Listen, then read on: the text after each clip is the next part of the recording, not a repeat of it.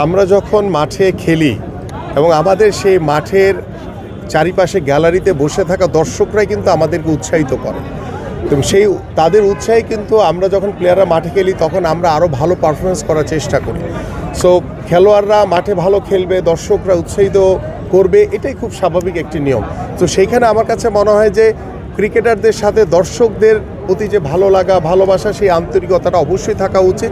এবং আমি যে বিষয়টি বলতে চাই যে আমাদের ক্রিকেটার বা ফুটবলার বা আমাদের দর্শক, আমাদের কিন্তু প্রাণ শক্তি হচ্ছে আমাদের দর্শক, এবং সেই দর্শকদের সাথে আমার মনে হয় যে আমাদের ক্রিকেটার বলেন বা ফুটবলার বলেন বা অন্যান্য স্পোর্টসের যে একটি যোগাযোগ, যে একটি মেলবন্ধন, কেউ হয়তো বা চিনে না, কিন্তু যখন আমরা একটি দেশের পক্ষে খেলি তখন কিন্তু আমরা দল মত নির্বিশেষে সবাই বাংলাদেশি হয়ে যাই।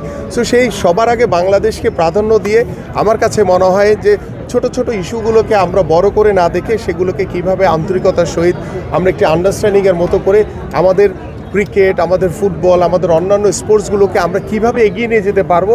আমরা যে ক্রীড়াঙ্গনের স্বপ্ন দেখছি, যে ক্রীড়াঙ্গনের বাংলাদেশ গড়তে চাই, যে ক্রীড়াঙ্গনের মাধ্যমে আগামীর বাংলাদেশের রাজনীতিতে গুণগত পরিবর্তন আনতে চাই, আমরা সেই ধরনের একটি পরিবেশ তৈরি করি।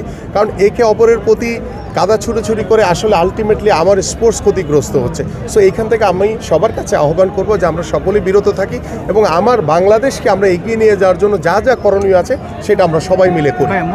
ইস্যুতে কিন্তু অনেকটাই উত্তাল, কারণ মোস্তাফিজের নিরাপত্তা না দেওয়ার কারণে আমরা ভারতে খেলতে যাচ্ছি না।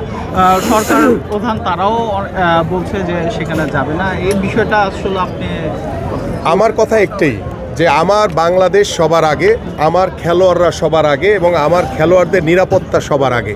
এবং একজন মোস্তাফিজকে যারা নিরাপত্তা দিতে পারছে না, সেই দেশে আমার বাংলাদেশের এত স্বনামধন্য আন্তর্জাতিক মানের খেলোয়াড় যাবে, আমাদের ক্রীড়া সাংবাদিকরা যাবে, আমাদের দর্শকরা যাবে, তাদের নিরাপত্তা কে দিবে? সো আমার কাছে মনে হয় যে আমাদের নিরাপত্তা আগে, আমার দেশ আগে, এবং সেইটুকু নিশ্চিত করেই আমাদের পরবর্তী পদক্ষেপ আমাদের যারা ক্রিকেট বোর্ডের সাথে রয়েছেন, আমাদের সরকারের পর্যায়ে যারা রয়েছেন, তারাই এই বিষয়গুলো সিদ্ধান্ত নেবেন।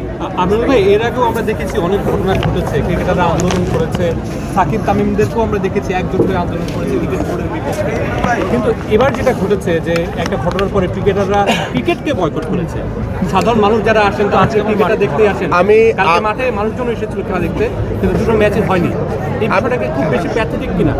আমার কাছে মনে হয় যে কোনো পরিস্থিতিতেই আমাদের খেলা বন্ধ করা যাবে না। আমরা খেলাটা চলমান রেখে আমাদের অনেক সমস্যা তৈরি হবে, সেই সমস্যাগুলো আমরা খেলার মাঠের বাইরে বসে আমরা আলোচনার ভিত্তিতে সমাধান করতে পারি।